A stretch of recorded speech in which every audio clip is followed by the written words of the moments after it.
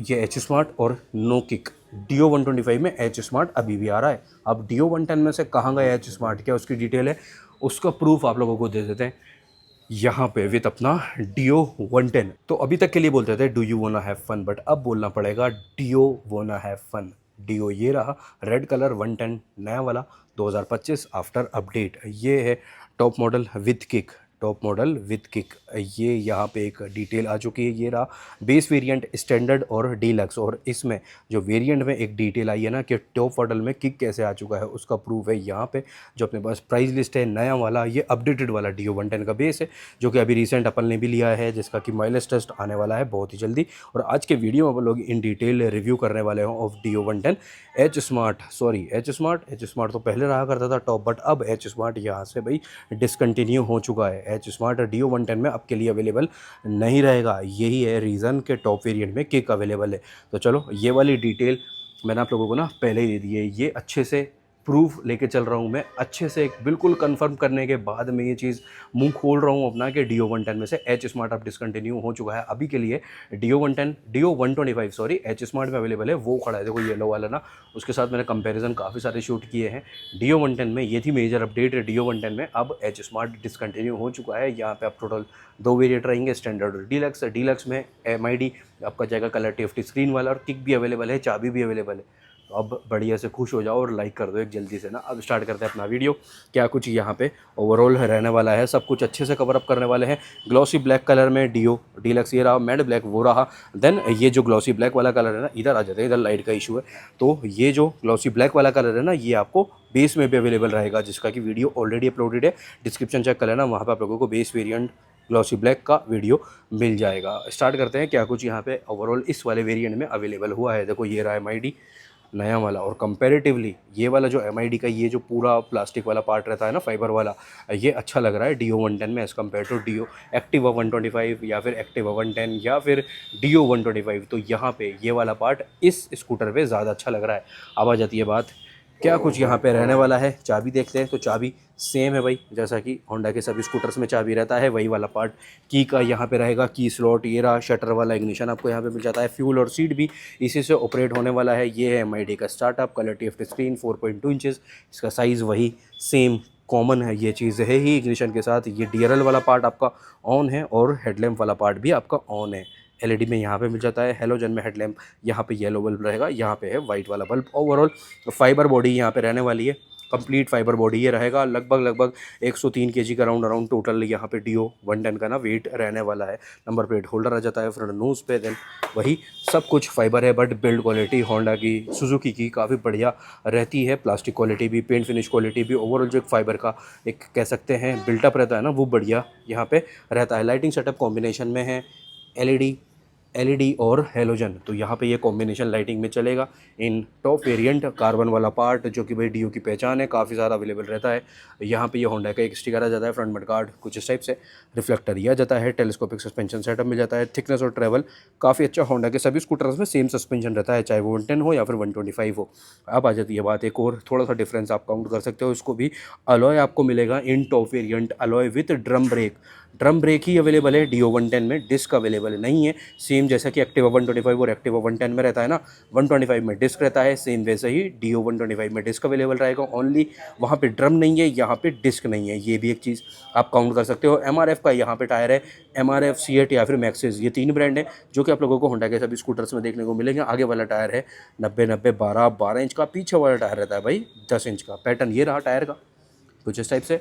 आप देख लेते हैं अपोजिट साइड से अपन लोग ब्रेकिंग वाला पार्ट, तो 130 mm ड्रम यहाँ पे में रहेगा, और कॉम्बी ब्रेकिंग सेटअप भी रहता है, जो कि अगेन ये 2 वायर, तो ब्रेकिंग उसके साथ भी ना काफ़ी अच्छा पार्ट हो जाता है इस टाइप से। ये अपना नाइलो ग्रिप ज़ैपर FG सीरीज़ का टायर है। ये रहा देखो स्टिकर, यहाँ से आप लोगों को अच्छे से विजिबल रहेगा, वहाँ पर लाइट के अपोजिट चल जाते हैं ना।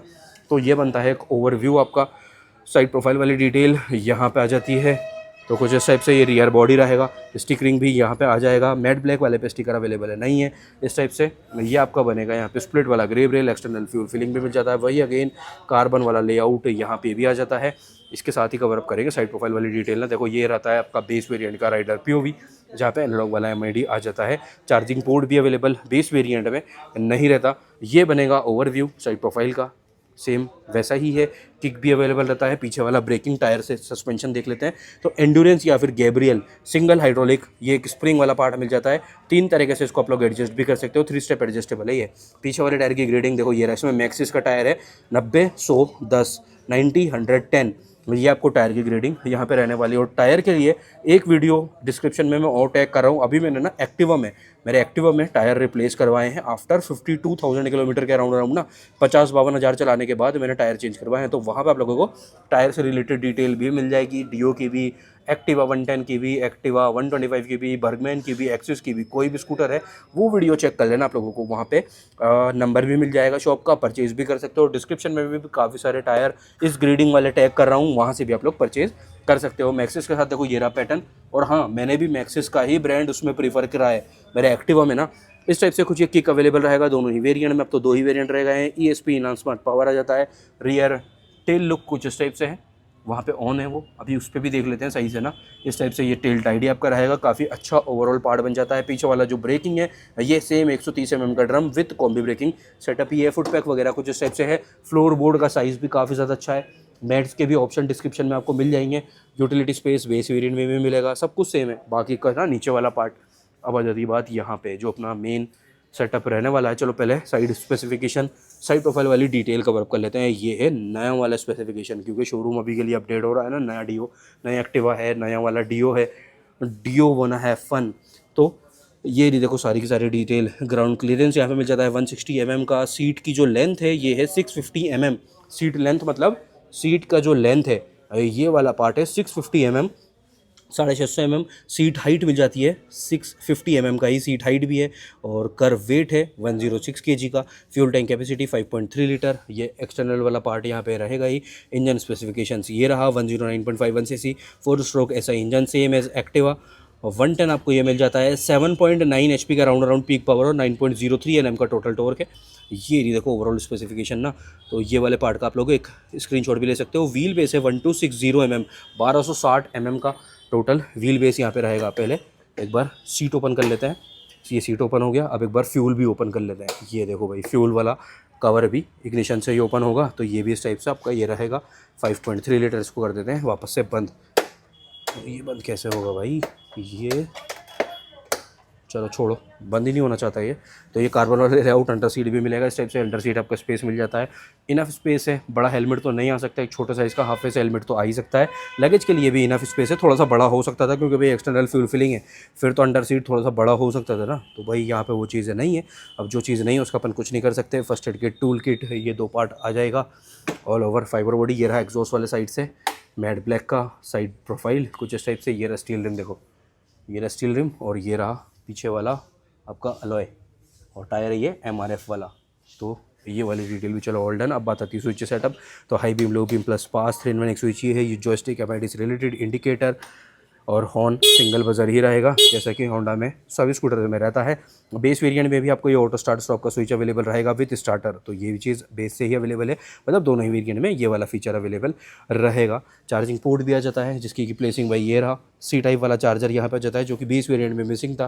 फ्लोर बोर्ड का साइज़ सेम ही है दोनों में, जो कि ऑब्वियस रहेगा। 4.2 इंचेस का ये कलर टिफ्ट स्क्रीन यहाँ पे मिल जाएगा, जो कि सेम आपको मिल रहा है एक्टिवा 125, एक्टिवा 110, SP 125, काफ़ी सारी बाइक्स में, काफ़ी सारे स्कूटर्स में, सभी में ये वाला पार्ट आपको अवेलेबल हो रहा है। इको इंडिकेटर यहाँ पे आ जाता है। ये रहा RPM मीटर, स्पीडोमीटर ये रहा। यहाँ पे सारी मार्किंग में इन्फॉर्मेशन रहेगी। क्लॉक ये रहा। नीचे टोटल ओडोमीटर अभी के लिए शो रहा है। और ये रहा फ्यूल गेज। चेंजेस करने के लिए जॉयस्टिक वर्किंग रहेगा। तो ओडोमीटर टोटल की जगह पे ये आ जाता है आपका 0 to 80 किलोमीटर पर लीटर वाला meter, trip A, trip B और ओडोमीटर। अब आती है बात यहाँ पे। तो यहाँ पे फ्यूल गेज और आपको रेंज देखने को मिलेगा। ये रेंज आ गया ऑरेंज वाला। और अब यहाँ पे से वापस से आपको फ्यूल गेज ही चाहिए तो ये फ्यूल गेज आ गया। अब रिटर्न आ जाते हैं। सो यहाँ पे ट्रिप वाली डिटेल आएगी सारी। ये सेटिंग यहाँ पे रहेगी। Major detail, functional display, general service, so सब कुछ यहाँ पे रहेगा। इनमें सब विंडो रहेगा। ट्रिप ऑर्डर रिसिट देखना चाहते हो, डिस्प्ले का थीम कैसा चाहिए। जनरल में आ जाता है date and time, unit set वगैरह करने के लिए। सर्विस रिमाइंडर आ जाता है, maintenance, periodic maintenance, oil change वगैरह ना, सब कुछ है भाई। सुपर इन्फॉर्मेटिव ये MID यहाँ पे बन जाएगा। ये है होम विंडोज़ को ऑटो पे कर देते हैं तो वाइट और ब्लैक ये दोनों टाइम के अकॉर्डिंग चलता रहेगा। अब बात आ जाती है प्रूफ की, जो कि प्रूफ था भाई अपना H स्मार्ट कहाँ गया। यहाँ से H स्मार्ट पहले आता था। H स्मार्ट अब कहाँ गया। H स्मार्ट का वो खड़ा है डीओ 125। चलो रिमोट देखते हैं पहले ना, एच स्मार्ट वाला रिमोट कैसा रहता है। इसके साथ काफ़ी सारे कंपैरिजन अभी हमने शूट किए हैं। ये रहा देखो, ये रिमोट रहता था एच स्मार्ट में, इसको वापस रखते हैं और ये देखो, ये एच स्मार्ट और नो किक Dio 125 में एच स्मार्ट अभी भी आ रहा है। अब Dio 110 में से कहाँ गया एच स्मार्ट, क्या उसकी डिटेल है, उसका प्रूफ आप लोगों को दे देते हैं यहाँ पे विद अपना Dio 110। अब देखो ये है लेटेस्ट वाली प्राइस लिस्ट, जो कि लो भाई प्राइस लिस्ट का अपडेट वाला टाइम भी देख लो, डेट आ रही है 1/7/2025, ठीक है।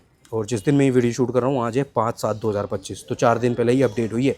अब देखो ये एक्टिवा 125 एच स्मार्ट है, उसकी प्राइस ये रही। ये एक्टिवा 110 का एच स्मार्ट है, उसकी प्राइस ये रही है। Dio 125 का ये रहा स्मार्ट, इसकी प्राइस ये रही। Dio 110 में दो ही है, स्टैंडर्ड और डीलक्स, देख रहे हो, OBD2B OBD2B। अब प्राइस आती है 97,119।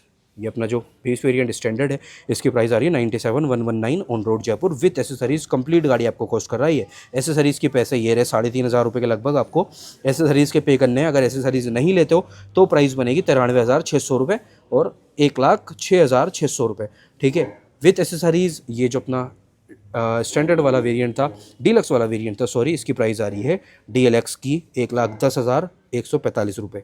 सो 97 और 110, 97,000 और 1,10,000, 13,000 रुपये का अंतर है।